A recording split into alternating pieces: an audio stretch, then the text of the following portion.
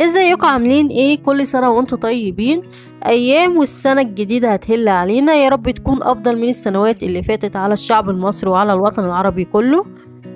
بما اننا بقى في فصل الشتاء، الجهاز التنفسي بيصاب من العديد من المشاكل زي نزلات البرد والانفلونزا، البلغم، السعال. فالفيديو ده جايبالكم وصفة منزلية لعلاج السعال الجاف المصحوب بالبلغم. قبل ما ندخل في الفيديو، ياريت ما تنسوش تشتركوا في القناة وتفعلوا الجرس وكومنتاتكم تهمني، وياريت تشيروا الفيديو لأكبر عدد عشان الكل يستفيد. في الفيديو ده أنا هستخدم بصل أحمر مع توم مهروس وزنجبيل فريش والعسل النحل. طب ازاي بحضر الوصفة؟ زي ما انتوا شايفين أنا جبت بصلاية من البصل الأحمر.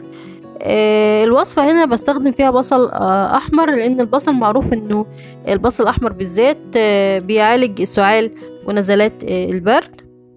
زي ما انتوا شايفين أنا هشيل الجزء العلوي ده، وده هيعتبر معايا غطا هستخدمه في الوصفة.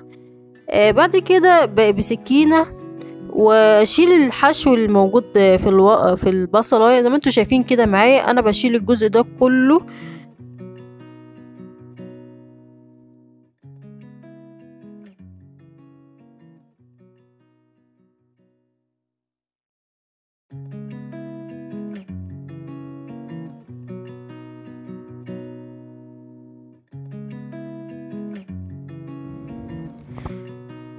بعد ما خلصت كده انا استخدمت المعلقة مع السكينة بحيث ان انا اتخلصت من الجزء الداخلي. بعد كده بجيب فصين من الثوم المهروس، ده فصين توم مهروس مع 10 جرام من الجنزبيل، حوالي معلقة كبيرة من الجنزبيل الفريش.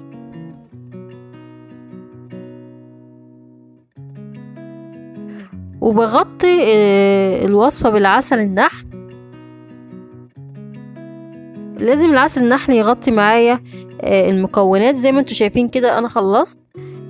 بعد كده انا بستخدم بقى الغطا ده اللي هو الجزء العلوي ده من البصل، بغطي بيه البصلة وسيب البصلة ترتاح لمدة 12 ساعة في مكان بارد ومقفول. يعني انت تحطيه في دولاب المطبخ عندك،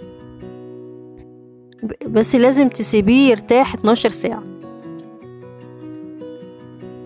الوصفة ديت بعالج بيها السعال الجاف المصحوب بالبلغم. الوصفة دي قوية جدا ومتجربة. البصل يعتبر مضاد حيوي طبيعي.